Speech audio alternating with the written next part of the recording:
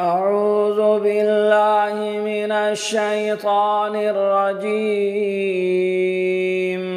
بسم الله الرحمن الرحيم. إذا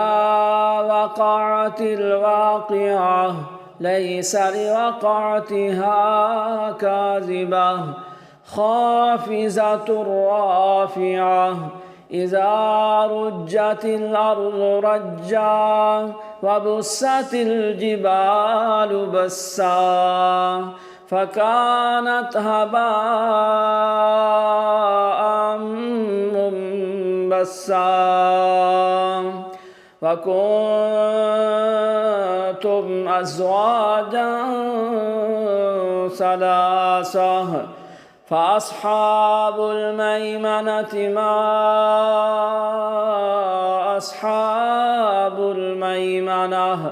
وأصحاب المشأمة ما أصحاب المشأمة والسابقون السابقون أولئك المقربون في جنات النعيم ثلة من الأولين وقليل من الآخرين على سرر موضونة متكئين عليها متقابلين يطوف عليهم ولدان مخلدون بأكواب وأباريق وكأس من معين لا يصدعون عنها ولا ينزفون وفاكهة مما يتخيرون ولحم طير مما يشتهون وحور عين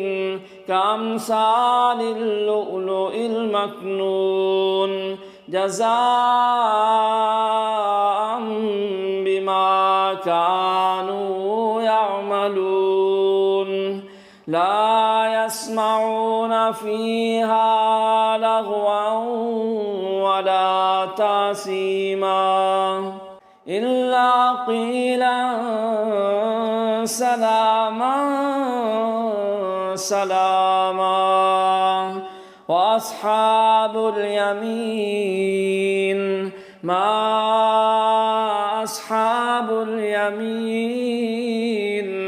في سدر مخضود وطلح منضود وظل ممدود وماء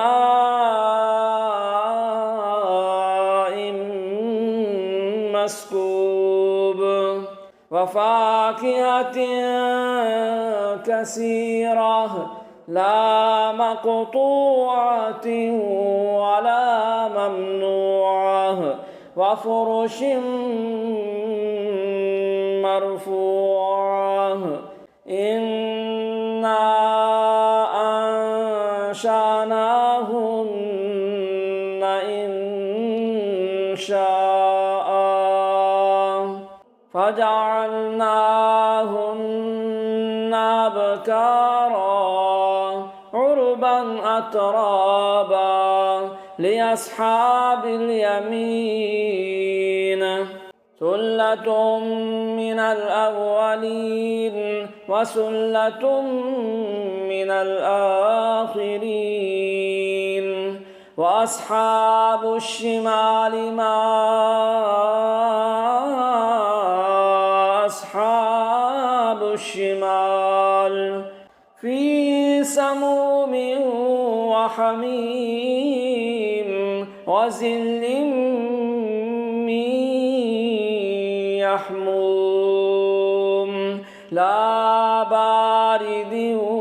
ولا كريم إنهم كانوا قبل ذلك مترفين وكانوا يصرون على الحنث العظيم وكانوا يقولون أئذا متنا وكنا ترابا وعظاما أئنا لمبعوثون أو آباؤنا الأولون قل إن الأولين والآخرين لمجموعون إلى ميقات يوم معلوم ثم إنكم أيها الضالون المكذبون لآكلون من شجر من زقوم فمالئون منها البطون فشاربون عليه من الحميم فشاربون شرب الهيم هذا نزلهم يوم الدين نحن خلقناكم فلولا تصدقون أفرأيتم ما تمنون أأنتم تخلقونه أم نحن الخالقون نحن قدرنا بينكم الموت وما نحن بمسبوقين على أن نبدل أمثالكم وننشئكم فيما لا تعلمون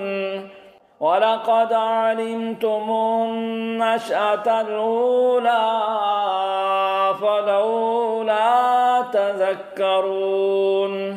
أفرأيتم ما تحرثون أأنتم تزرعونه أم نحن الزارعون لو نشاء لجعلناه حطاما فظلتم تفكهون إنا لمغرمون بل نحن محرومون أفرأيتم الماء الذي تشربون أأنتم أنزلتموه من المزن أم نحن المنزلون لو نشاء جعلناه جاجا فلولا تشكرون أفرأيتم النار التي تورون أأنتم أنشأتم شجرتها أم نحن المنشئون نحن جعلناها تذكرة ومتاعا للمقوين فسبح باسم ربك العظيم فلا أقسم بمواقع النجوم وإنه لقسم لو تعلمون عظيم إنه لقرآن كريم في كتاب مكنون لا يمسه إلا المطهرون تنزيل من رب العالمين أفبهذا الحديث أنتم مدهنون وتجعلون رزقكم أنكم تكذبون فلولا إذا بلغت الحلقوم وأنتم حينئذ تنظرون ونحن أقرب إليه منكم ولكن لا تبصرون فلولا إن كنتم غير مدينين ترجعونها إن كنتم صادقين فأما إن كان من المقربين فروح وريحان وجنة نعيم وأما إن كان من أصحاب اليمين فسلام لك من أصحاب اليمين وأما إن كان من المكذبين الضالين فنزل من حميم وتصلية جحيم إن هذا لهو حق اليقين فسبح باسم ربك العظيم صدق الله العظيم.